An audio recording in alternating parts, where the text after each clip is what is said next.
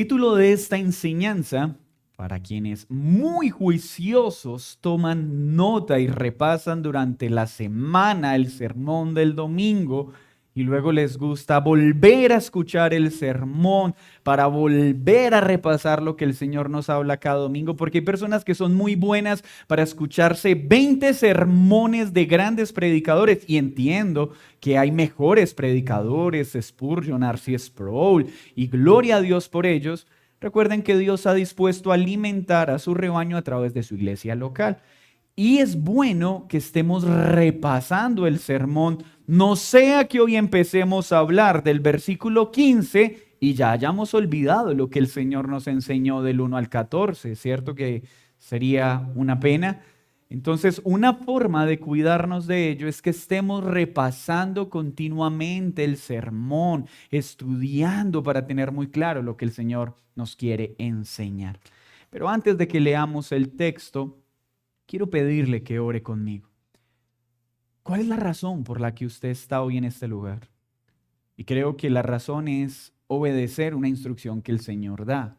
¿Cuál? No dejar de congregarnos. ¿Para qué? ¿Para que nos vaya bien el resto de la semana? ¿Para que no nos pase nada malo? No. Es porque Dios ha prometido hacerse presente en medio de la reunión de su pueblo. Así que hoy usted debe estar con la expectativa de que Dios está en medio de su pueblo. Pero nuestra oración es que nuestro corazón responda con docilidad a su palabra, que el Espíritu Santo nos mueva a obedecer lo que hoy vamos a aprender y que nos gocemos plenamente en su verdad. Así que ore conmigo por el predicador, por el mensaje y por todos los presentes. Únase, por favor, a esta oración. Señor, me uno con mis hermanos, con las personas que hoy nos acompañan a escuchar tu palabra, con una única necesidad: darte gloria y honra, pero a la vez tan necesitados de oír tu palabra, de ser alimentados por tu palabra. Que hoy nuestra mente sea renovada por el poder de tu palabra. Que hoy nuestra comprensión de Cristo sea transformada por tu palabra. Y que hoy salgamos gozosos de este lugar al tener una mayor comprensión de cuán grande, glorioso, precioso y perfecto Salvador tenemos. Asiste a este siervo, Señor, que hoy has comisionado para predicar tu palabra. Pues en vano, Señor, expondré tu palabra, sino es tu Espíritu Santo quien la aplica en nuestros corazones. Ten piedad de este pueblo y háblanos para que no salgamos igual de este lugar. En Cristo Jesús. Amén, amén. El título de la enseñanza es La preeminencia de Cristo. La preeminencia de Cristo. Y vamos a leer entonces Colosenses 1, 15 al 20. Él es la imagen del Dios invisible, el primogénito de toda creación. Porque en Él fueron creadas todas las cosas, las que hay en los cielos y las que hay en la tierra, visibles e invisibles, sean tronos, sean dominios, sean principados, sean potestades. Todo fue creado por medio de Él y para Él. Y Él es antes de todas las cosas, y todas las cosas en Él subsisten. Y Él es la cabeza del cuerpo, que es la iglesia, el que es el principio, el primogénito de entre los muertos, para que en todo tenga la preeminencia. Por cuanto agradó al Padre que en Él habitase toda plenitud, y por medio de Él reconciliar consigo todas las cosas, así las que están en la tierra como las que están en los cielos. haciendo la paz mediante la sangre de su cruz. Este himno cristológico escrito por Pablo y presentado por algunos como un hermoso poema incrustado en medio de la carta, es tal vez una de las exaltaciones más preciosas a la segunda persona de la Trinidad, a Cristo Jesús, el Mesías prometido, la simiente que vendría de la mujer para restaurar todo lo que dañó el primer Adán. Una de las exaltaciones más preciosas de su divinidad, de su preexistencia, de su soberanía, de su gloria en relación a todo lo creado, visible e invisible. Y esta preciosa exaltación de Pablo tiene una razón de ser. No pierdan de vista dónde nos encontramos. La iglesia a Colosas. El ministro de esta preciosa iglesia, Epafras, ha viajado donde Pablo a decirle: Pablo, ayúdame por favor, porque como siervo del Señor en esta bella iglesia hay algunos falsos maestros que están tratando de engañar a la iglesia, haciéndoles ver a Cristo como inferior o insuficiente para salvar y para santificar. Y como bien lo hemos mencionado, ese problema de Colosas no es solo para Colosas. Ese problema hoy está vigente en medio de nuestro pueblo. Pues en este tiempo, el gran problema no yace en un intento por negar a Cristo su existencia. Pues la misma historia corrobora que Él es alguien real, una persona que existió. Esto no es solo fe. Esto no es religión, esto es ciencia. Los datos históricos corroboran la existencia, muerte y resurrección de Jesucristo. Un hecho relatado no solo por creyentes, sino aún por enemigos de la cruz. Pero el gran problema es disminuir, diluir o distorsionar quién es Cristo, su poder, su gloria, su majestad y su suficiencia. Hay una frase muy común en medio del pueblo cristiano, acuñada muy seguramente en algún momento por un pastor o un teólogo. ¿Alguien se atrevería a tomar un vaso de agua 99% pura, pero contaminada con un 1% de veneno capaz de matar a aquel que la consuma? Y la respuesta lógica y natural sería: no, de ninguna manera. Pero no es solo el 1%, no es una medida tan pequeña para despreciar el 99% del resto del contenido. Y la respuesta lógica es: por supuesto, es suficiente para rechazar el resto. Mis hermanos, el punto no es si las personas, o ustedes, o yo, aceptamos si Jesús existió o no existió. Ese no es el punto de discusión principal. El punto de discusión principal es: Jesús es para mí lo que la Escritura dice. Tengo una idea correcta de quién es Jesús, porque de eso depende completamente mi salvación y mi santificación. ¿Es Jesús un gran maestro? Sí. Pero eso es insuficiente para definirlo. ¿Fue Jesús un profeta que dio enseñanzas gloriosas? Sí. Pero eso no define quién fue el Cristo. ¿Fue Jesús un hombre que revolucionó su tiempo y cambió la cosmovisión cultural del lugar donde vivió? Sí, pero eso no es suficiente para salvar. ¿Tú estás seguro que la idea que tienes de Cristo corresponde a lo que la Escritura enseña? Porque una diminuta distorsión del Salvador puede ser suficiente para alejarme completamente del cielo. No estamos hablando de la escatología. Alguno puede pensar que Cristo viene antes de la tribulación, otro después de la tribulación. Y eso no va a incidir en la salvación de alguien. Pero ¿quién es Cristo? Sí. ¿Y quién es Cristo?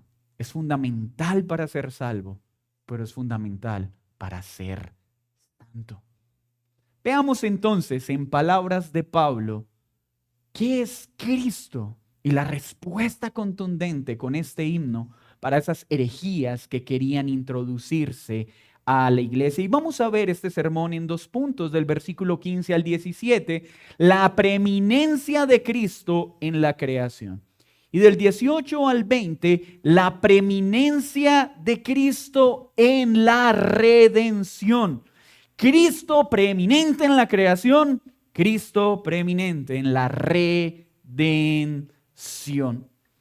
Veamos entonces el pasaje 15. Acompáñeme, por favor. Lea su Biblia, lea su dispositivo móvil si aún no tiene la escritura. Póngalo en silencio para que no lo distraigan los mensajes, pero por favor, lea conmigo la palabra de Dios. Versículo 15. Él es la imagen del Dios invisible, el primogénito de toda la creación.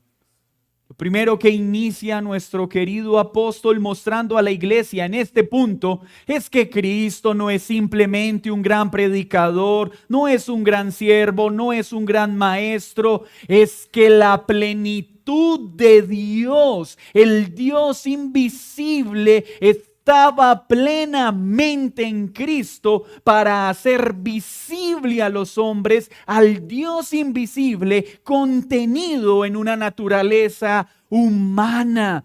Cristo es Dios y es la manifestación visible del Dios invisible de manera excelsa, gloriosa, perfecta y suficiente.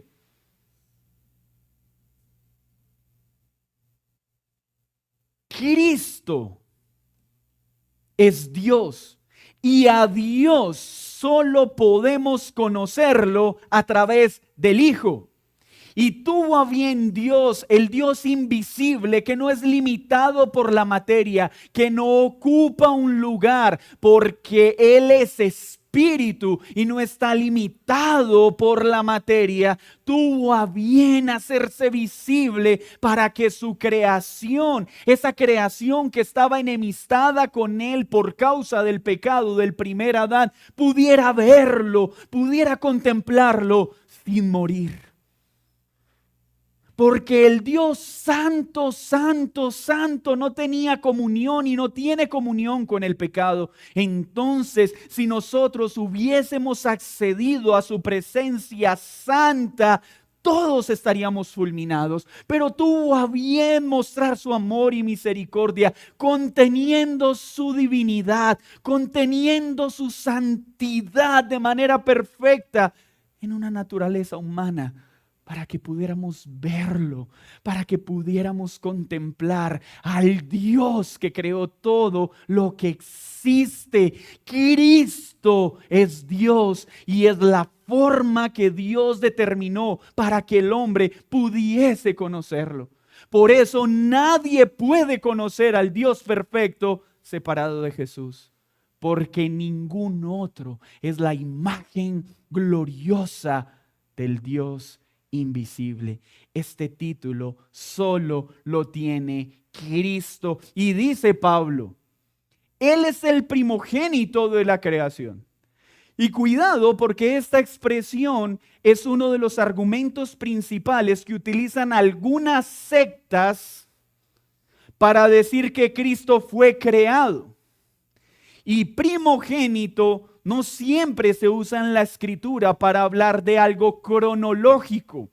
no se refiere al primer hijo. Acá este término utilizado por Pablo para decir que Cristo es el primogénito de la creación, no es que Él fue la primer cosa creada. No. Lo que está diciendo es en relación al mismo término que la carta de Juan utiliza, el unigénito, el único en su tipo, el primero sobre todas las cosas, aquel que tiene preeminencia sobre todo lo creado, aquel que está por encima de toda la creación, aquel que tiene una dignidad, una gloria, una majestad, una importancia superior a todo lo creado. Pablo está exaltando a Cristo para enfrentar todos los engaños y todas las mentiras que quiere introducirse en Colosas. Mis hermanos, ¿saben cuál es el antídoto más importante para combatir con las mentiras, con los engaños, con las dudas que quieren venir a nuestra mente para afectar nuestro caminar con Dios? Es tener una idea gloriosa de quién es Cristo. Porque entre más veo al Cristo, más transformado soy a la imagen de aquello que contemplo.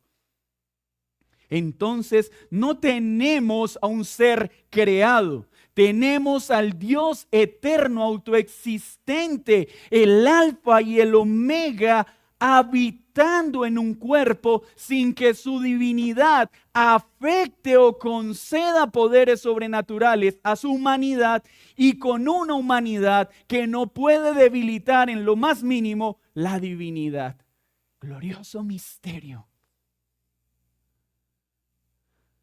Claro que en Cristo tenemos dos naturalezas, la divina y la humana, pero sin que ninguna afecte, altere la otra.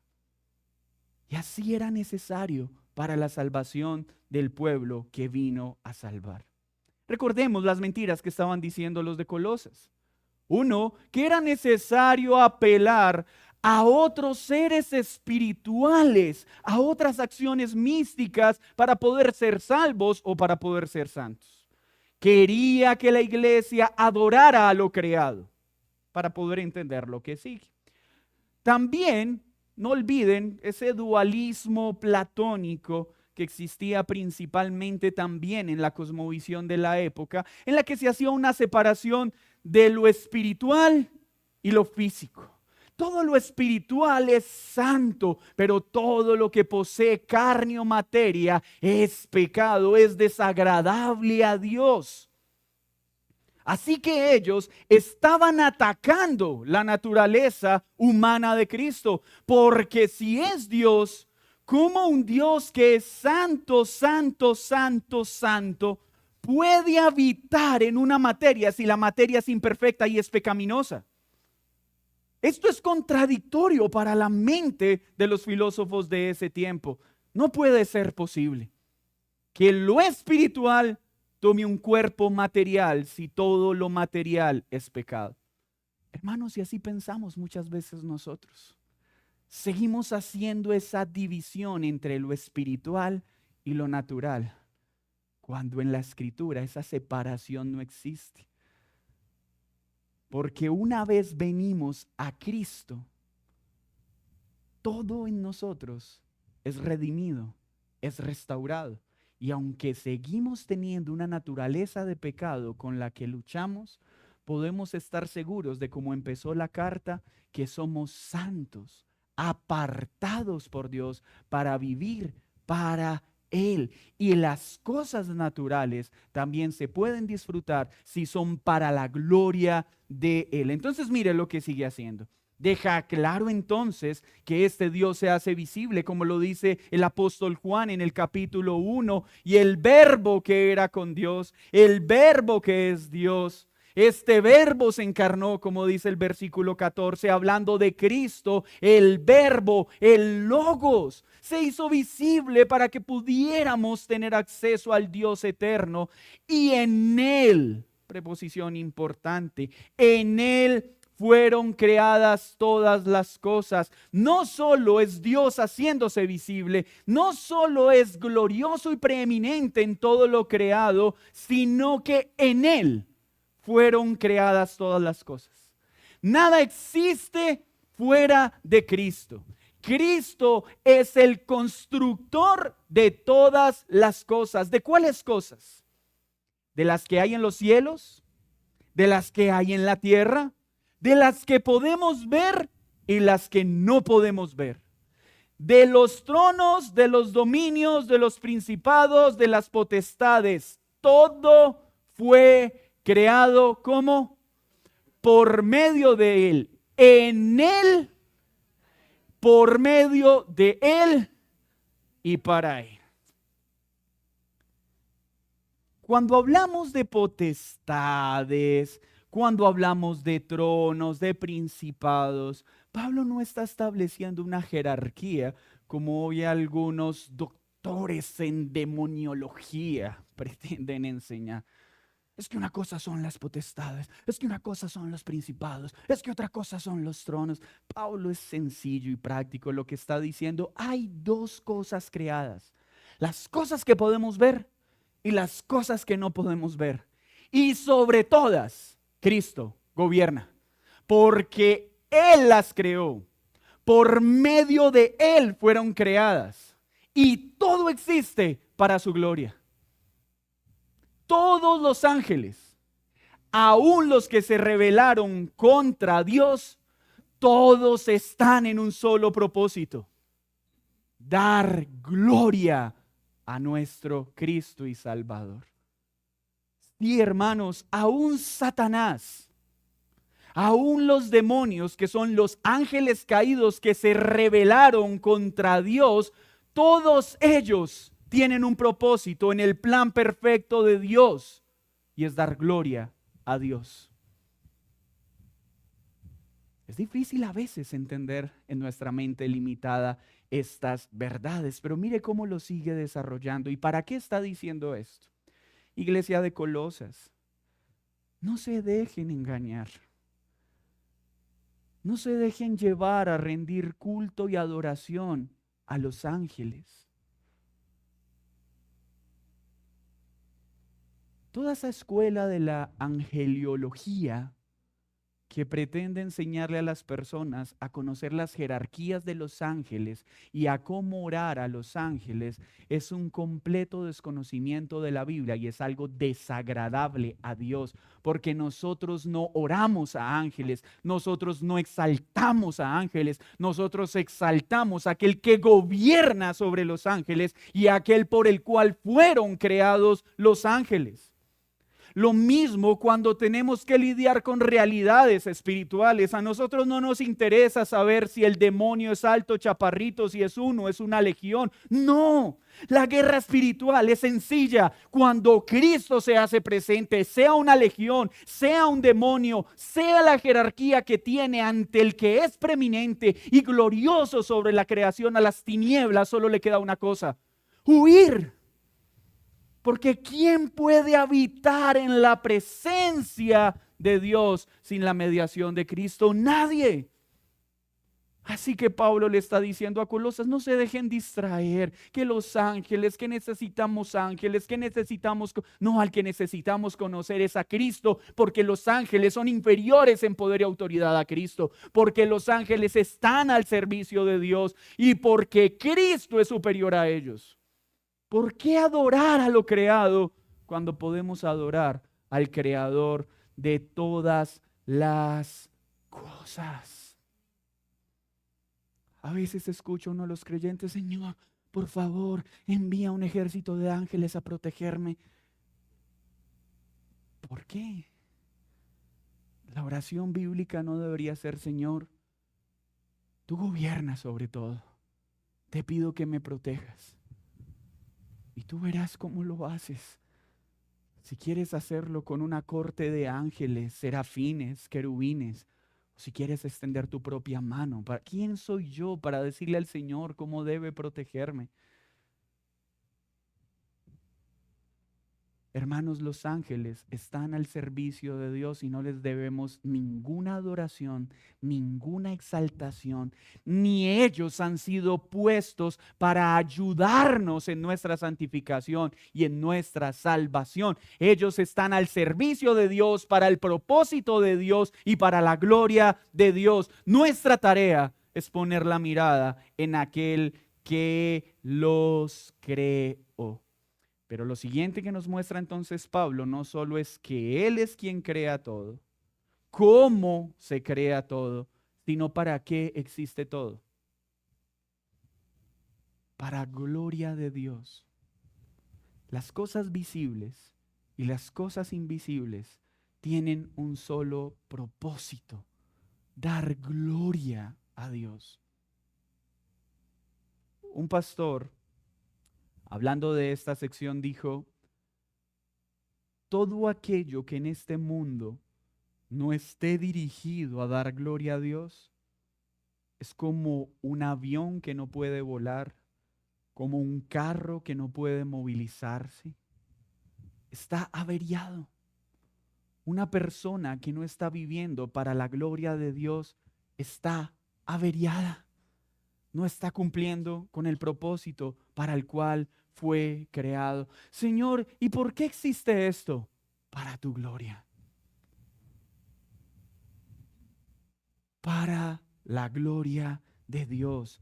Para exaltar específicamente a Cristo Jesús, porque cuando Cristo, la segunda persona de la Trinidad, recibe toda la gloria como el que crea, por medio del cual se creó todo y para la gloria de quien se creó todo, el Padre y el Espíritu son glorificados.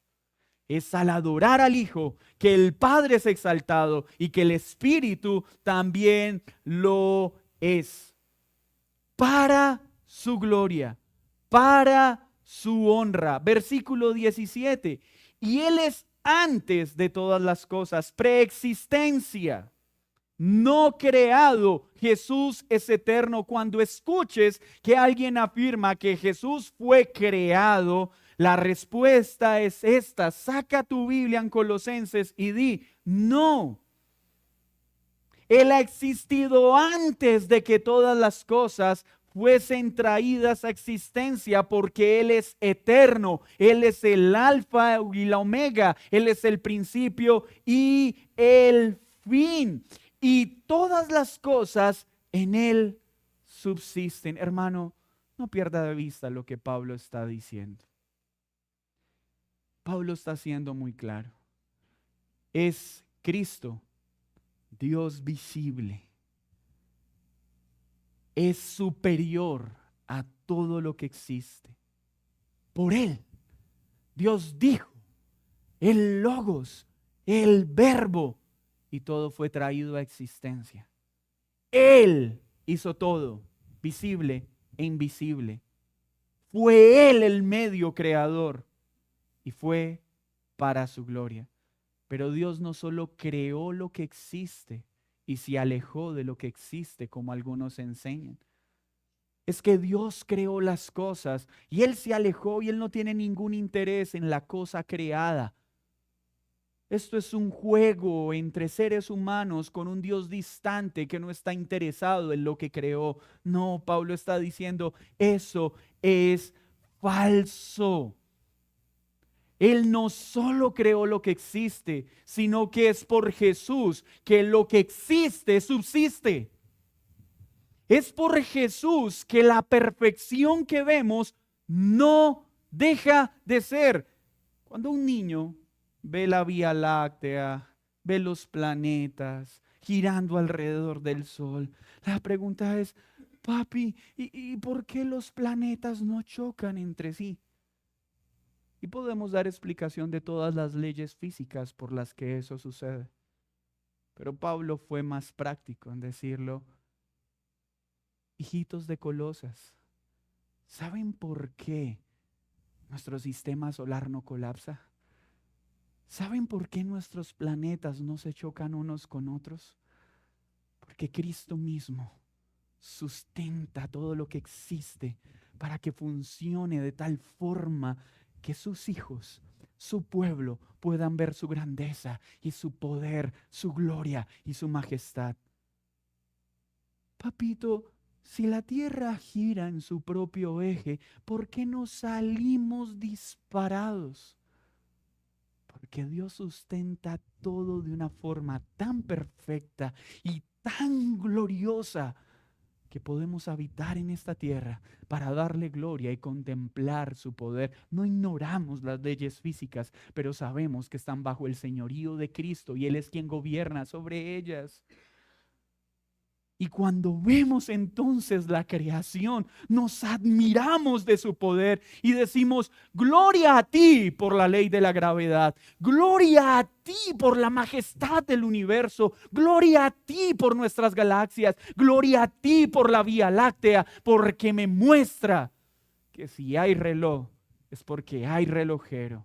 Y si hay una obra tan perfecta es porque eres el diseñador más precioso de todos. Sí, algunos hoy dicen que hay un gran arquitecto que creó todo lo que existe por la belleza y la perfección. Nosotros sabemos cuál es el nombre de ese arquitecto. Es Jesucristo. Él no solo lo hizo, le dio propósito, su gloria, pero no solo nos crea, nos sostiene, nos sustenta. ¿Qué más necesitamos aparte de este Salvador? ¿Qué necesita la creación aparte de Cristo? Para Él es la gloria. Ahí vemos entonces su preeminencia en la creación. El que creó todo, pero no es creado porque es eterno. La causa de todas las causas, sin causa alguna. El que sustenta todas las cosas, sin ser afectado por el pecado, porque sigue siendo santo, santo, santo, santo, santo, santo. Pero y entonces, ¿cómo vemos su preeminencia, su gloria, su exaltación en la redención? Vamos al versículo 18.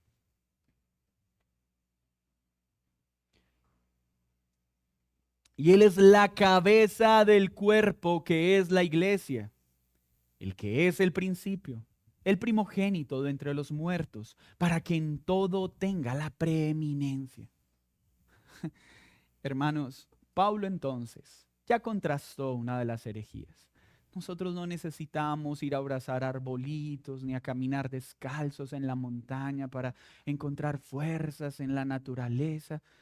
No, nosotros necesitamos ir con nuestros pies postrándose en el piso para exaltar a aquel que creó toda la naturaleza. Nosotros no necesitamos abrazar un árbol. Nosotros necesitamos extender el brazo de la fe para abrazar a aquel que creó los árboles y gobierna sobre todo lo que existe. Porque la verdadera paz que nosotros necesitamos no la encontramos en la creación, la encontramos en el Creador. Todas esas religiones místicas que nos llevan a querer encontrar la paz en la naturaleza no han entendido que la paz no está en la naturaleza, la paz está en el Creador de la naturaleza, y que la naturaleza solo nos muestra la gloria de su Creador, pero no para que ella fuese adorada, sino para conducirnos a adorar a aquel que la creó. Y ahora pasa a decir, venga, venga, venga, cuidado, porque estas personas están diciendo que Cristo es inferior en poder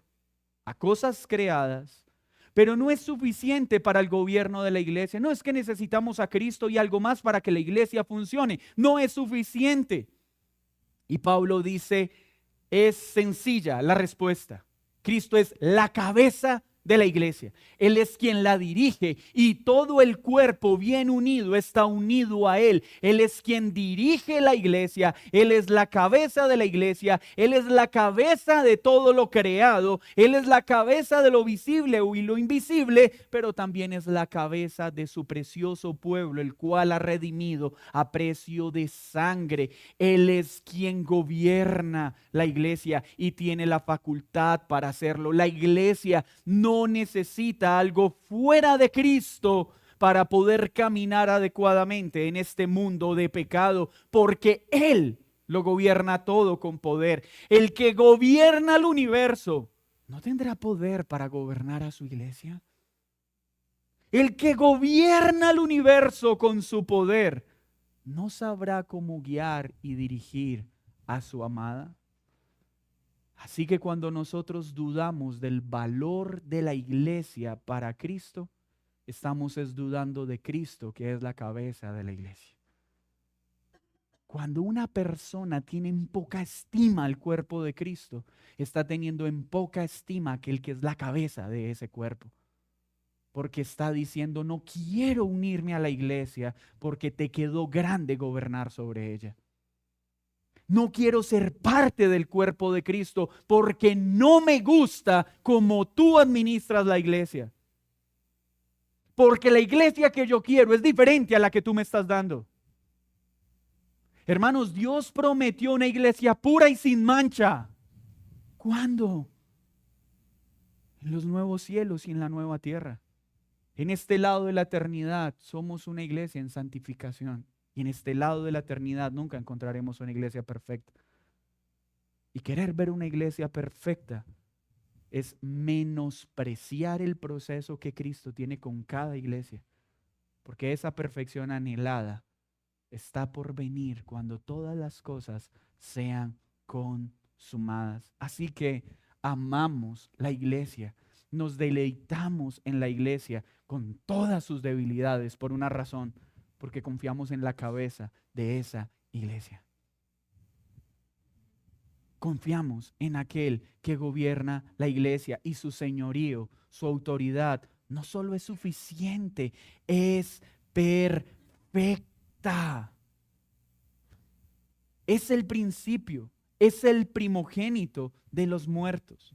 Es la resurrección perfecta, es la única resurrección que tuvo el poder de anunciar a lo visible y a lo invisible que todo lo que el primer Adán destruyó, el segundo Adán lo ha restaurado. Es la resurrección que muestra que donde el primer Adán falló, el segundo no lo hizo. Él es la cabeza de la iglesia, el principio de la iglesia, el primero que resucitó con tal gloria y con tal poder, venciendo la muerte, venciendo el pecado y librando a un pueblo de la condenación eterna. ¿Para qué? Para que Él tenga la preeminencia en todo, es decir, para que Él sea lo más importante en la vida de la iglesia. Para que Él sea lo más importante en cada persona que conforma el cuerpo de Cristo. Y esa es nuestra lucha continua. Porque queremos vivir, pero no para la gloria de Él, sino para la nuestra. Y con eso luchamos todos. Porque no lo vemos como preeminente, como lo más importante, como lo primero en nuestra vida. ¿Es Cristo lo primero en nuestra vida, hermanos? Y no estoy hablando en teoría. Porque es fácil que todos los presentes podamos decir, sí, Él es lo primero para mí. Todo lo que tengo es gracias a Él. Eso lo hacen también los incrédulos. Sí, lo que yo tengo es gracias a Dios. Pero una cosa es reconocer que todo lo que tenemos es gracias a Él. Y otra cosa es vivir teniéndolo a Él como lo primero en todo. Son dos cosas completamente diferentes. ¿Es Cristo preeminente en nuestra vida? ¿Es lo primero en todo? ¿Es el centro de todo lo que hago? Y no estoy hablando del dualismo platónico, porque algunos creyentes todavía piensan de que es que algún día quiero poderle servir a Dios tiempo completo. Y explícame qué es eso para ti. Sí, dejar de trabajar y poder estar todo el tiempo en el auditorio de la iglesia. No, espera. Servir tiempo completo a Dios no es que dejes tu trabajo. Algunos serán llamados como pastores y dejarán actividades seculares para dedicarse a un oficio pastoral en pleno. O sea que el servir a Dios tiempo completo es solo para los pastores. Eso es lo que piensa el dualismo platónico. El cristianismo enseña que servimos a Dios en todo lo que hacemos, a través de todo lo que hacemos, cuando lo que hacemos es para la gloria de Dios. Así que en tu trabajo secular no debe estar, ay, algún día quisiera poder dedicarme. ¿Y quién te dijo que en tu trabajo no puedes hacerlo ya? Tu trabajo es para glorificarlo, tu trabajo es para mostrarlo a Él, es para exaltarlo a Él. La forma en la que te relacionas con la iglesia muestra si Cristo es primero. ¿Qué quiere decir esto?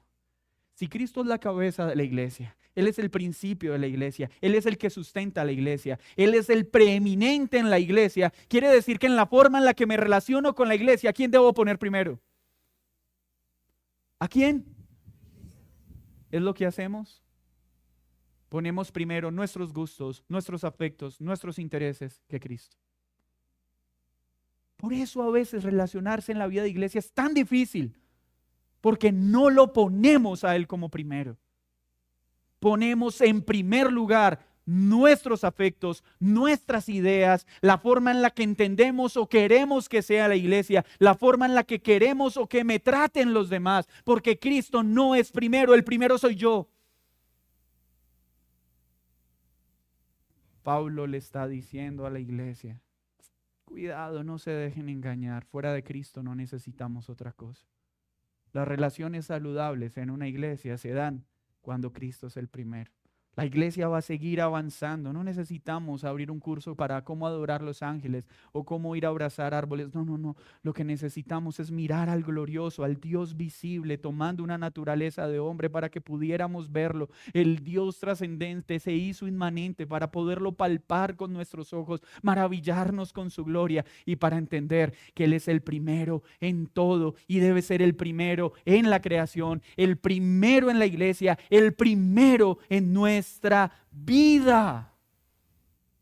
Versículo 19. Por cuanto agradó al Padre que en Él habitase toda la plenitud. ¿Por qué creemos en la Trinidad? Porque la Biblia dice que hay un Padre y que hay un Hijo, pero es un solo Dios. Y el Padre se agradó. ¿En quién? En Cristo, en su Hijo, habitase toda plenitud. Cuán preciosa es esta palabra. Hermanos, y yo ruego al Señor, hoy podamos aterrizar en lo práctico este glorioso himno. ¿Quién de nosotros no quiere ser pleno? ¿Quién no persigue la plenitud en este lado de la eternidad? Yo no quiero sentir más esa insatisfacción en mi corazón. Ya no quiero sentir, es que en la iglesia ya no me siento pleno. Es que en mi matrimonio ya no me siento pleno. Es que en mi trabajo, ¿notan que esa es una expresión muy común del ser humano? Es que en este momento de la vida no me siento pleno. Y entonces las personas desesperadamente, voy a cambiar de trabajo, voy a cambiar de carrera, voy a cambiar de relación, voy a cambiar de iglesia. Y andamos buscando la plenitud en lo creado.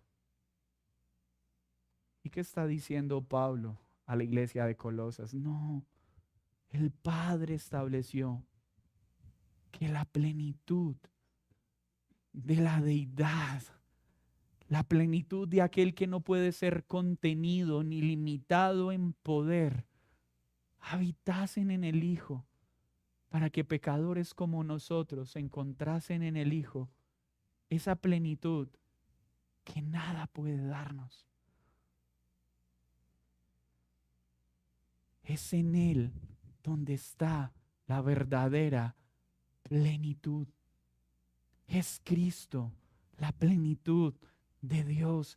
En Él está la plenitud que todo individuo está buscando. Y le plació al Padre, por medio del Hijo, reconciliar consigo todas las cosas.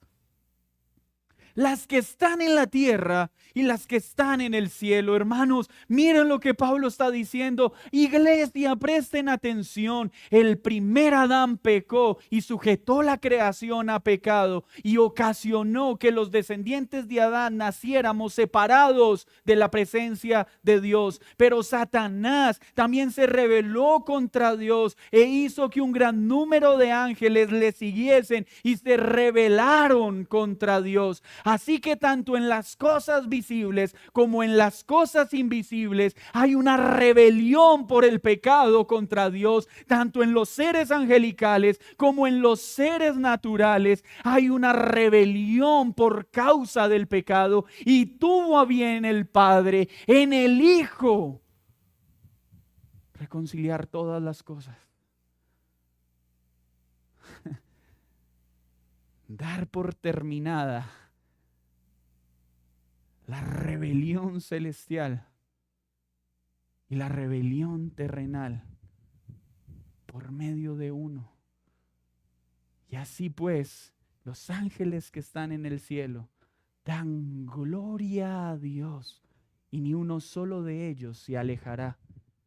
Y así pues, los ángeles caídos, al haber sido vencidos en la cruz y recibir su merecido junto con Satanás, al haber sido humillados públicamente, como lo veremos más adelante, han recibido en Cristo, que es preeminente, el juicio merecido. Lo que están esperando es el cumplimiento de la condena.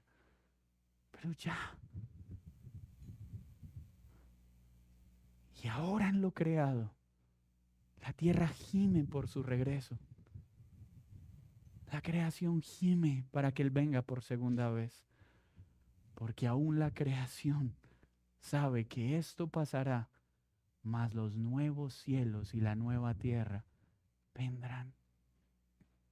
¿Y qué necesitamos nosotros para ser reconciliados con Cristo? ¿Ángeles? ¿Rituales? ¿Legalismos? No. Participamos de esa reconciliación, de esa operación gloriosa que trasciende sobre lo visible y lo invisible a través de Cristo. Porque Él es la razón de esa paz, paz obtenida mediante su sangre en la cruz. ¿Qué necesita una persona para tener paz con el Dios santo, santo, santo? Para ser reconciliado, aunque ha vivido en completa rebeldía. Al Hijo. ¿Y por qué al Hijo? Porque el Hijo dio su sangre en la cruz para que mediante esa cruz podamos tener paz con el Padre, podamos ser reconciliados con Él, ya no ser más rebeldes, hijos de ira, sino ahora ser llamados hijos de Dios. ¿Y quién hizo esto? Cristo. ¿Cómo lo hizo? Entregando su vida. ¿Para qué? Para perdonar. ¿A quién? A un pueblo. ¿Y qué hizo con ese pueblo? Lo unió en algo que Él llama la iglesia. ¿Y qué hace con esa iglesia? Él es la cabeza y la dirige. ¿Y qué le enseña a esa iglesia? Que Él es el centro de todo lo que existe, que la creación le da gloria. ¿Y qué debe hacer la iglesia? Darle gloria. Cuando el hombre ve la creación y se maravilla por la creación, al final, ¿qué tiene que decir? Hay un creador. Y esto es lo que produce la creación. ¿Qué debe ver un hombre cuando ve la iglesia? Cristo es su cabeza. La creación muestra que hay un Dios, un arquitecto. La iglesia muestra que hay una cabeza y es Cristo. La creación muestra su poder. La iglesia muestra su carácter. Para que unos y otros le glorifiquen. ¿Qué necesitamos aparte de Jesús? Nada. Y permítame entonces traer una aplicación práctica de esto. Mis hermanos, cuidado con las enseñanzas engañosas que de generación en generación vuelven a aparecer para hacernos pensar que Cristo no es suficiente para salvar a una persona y para santificar a una persona. Cuidado con toda doctrina que quiera hacernos dudar de que Dios es Padre, Hijo y Espíritu Santo.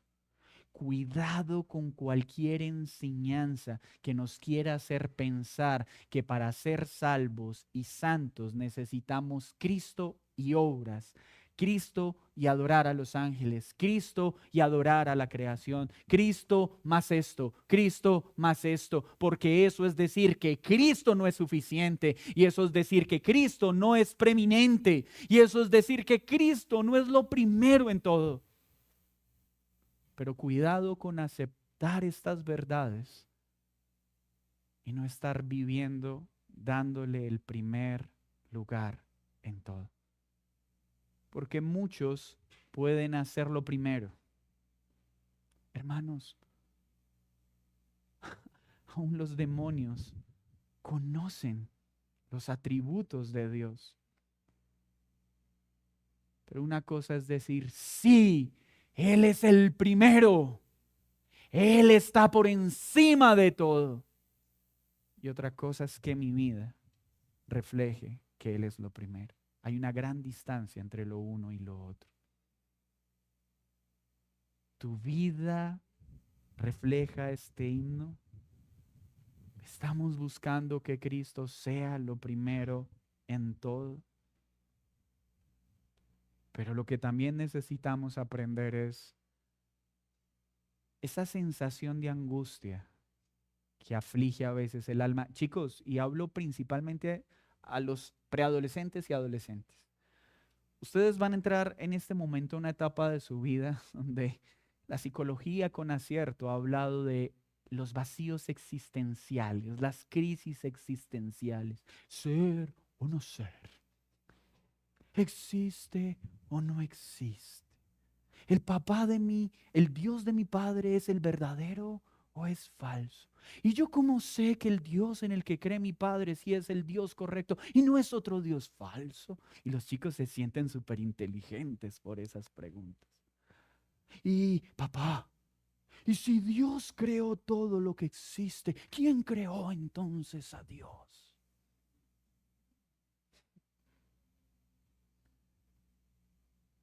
La respuesta es sencilla.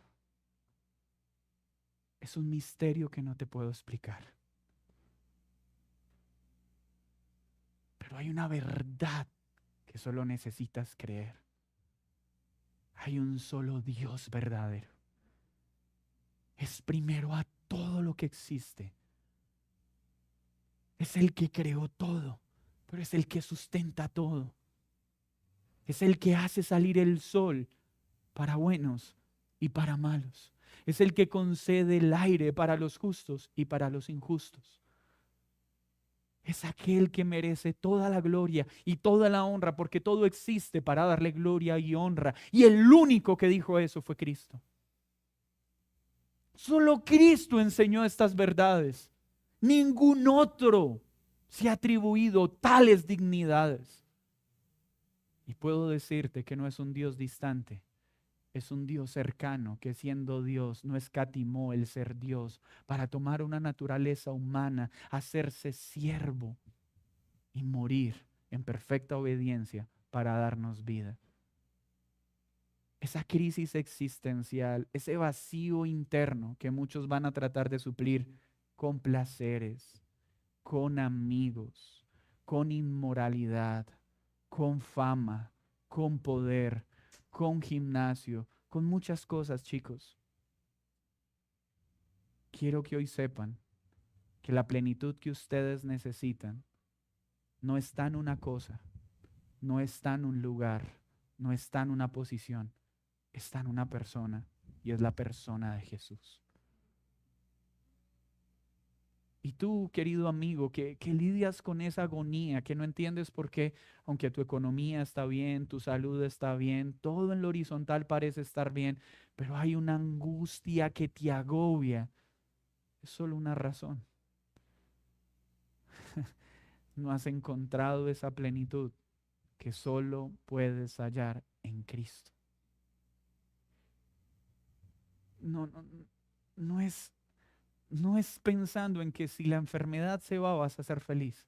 No, no es pensando que si tus problemas económicos desaparecen vas a estar pleno. No, no es pensando que si hubieras nacido en otro país serías pleno. No, no es pensando que si tuvieras otro aspecto físico, otra forma de tu cabello, otra forma de tus ojos, ser más alto, ser más bajito, ser más gordo, ser más flaquito. No es pensando que si tal vez tuvieses un cuerpo diferente verdaderamente podrías ser feliz. No.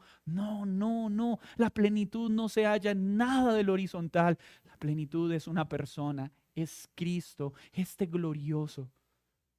Pero esa plenitud nos va a llevar a que Él sea lo primero en todo. Y eso se va a ver reflejado en mi matrimonio. Porque entonces mi matrimonio ya no es un intento por ser pleno en el otro, sino por compartir con el otro de la plenitud que tengo en Cristo. Ya no voy a estar buscando plenitud en el trabajo, en el dinero, en las cosas. No. Mi plenitud es Cristo y voy a poder disfrutar de lo que tengo, en la abundancia o en la escasez, en la compañía o en la soledad, en España o en Armenia, porque mi plenitud es Cristo. En la salud o en la enfermedad, mi plenitud es Cristo, el Dios invisible, hecho visible. Iglesia, que contemplar a Cristo nos lleve a vivir para Él. Que Él vuelva a ser lo primero en todo, en nuestra vida personal y en nuestra vida con la iglesia. Cristo cuida de la iglesia y sigue lavando esta iglesia. Pero tú que no has creído, mi amigo, ¿escuchaste bien? Su sangre derramada en la cruz es la que reconcilia. Sin esa sangre no hay reconciliación. Sin Cristo no hay reconciliación. No es por técnicas de relajación, no es mediante obras sociales, no es mediante una vida recta, no es porque seas misionero, pastor, que vas al cielo. Porque hay muchos que son misioneros y hay muchos que son pastores sin haber creído en Cristo. Es el creer que Cristo derramó su sangre para perdonar un pecador como yo, reconciliarme con Dios Padre, librarme de la ira que merecía por mis pecados, lo que verdaderamente me da vida eterna. Querido amigo que no has rendido tu vida a Cristo, no pierdas más tiempo buscando fuera de Cristo el perdón de los pecados, ni la plenitud que tu alma pide a gritos, esa agonía que te deprime, esa agonía que te consume en lo secreto, solo será quitada cuando vengas a Cristo y por su sangre seas lavado. Ese vacío eterno sea llenado en Él y por Él, y seas pleno en Cristo. Y el perdón de tus pecados, la libertad por la culpa del pecado y la libertad de la condena eterna irán. Y la culpa ya no gobernará más tu alma. La insatisfacción ya no será más tu compañero, porque ahora en Cristo tendrás todo. Aquel por quien fueron creadas las cosas, por medio de quien fueron creadas las cosas, para quien fueron creadas las cosas y quien sustenta todas las cosas, sustentará tu vida firmemente hasta que regrese. Gloria a nuestro Cristo. Señor, te damos muchas gracias por tu palabra. Ay, mi Señor, que en mi insuficiencia para hablar del precioso Redentor, tu Espíritu Santo comunique a nuestros corazones la gloria y la preeminencia de nuestro Salvador. Que donde mis palabras se han quedado cortas, tu Espíritu ilumine nuestro entendimiento para ver la gloria de Cristo, del que es preeminente en la creación y en la redención, en la cabeza de la iglesia, en quien solo hay salvación y en quien solo hay perdón de pecados y vida eterna. Y que esta enseñanza nos anime a que tú seas lo primero en todo lo que hacemos y que podamos caminar en la plenitud que tú das. Perdónanos cuando hemos intentado encontrar esa plenitud en las personas o en las cosas, cuando nuestra plenitud es en Cristo, por Cristo y para gloria de Cristo. Amén y amén. Hermanos, vamos a tomar la cena del Señor y les pido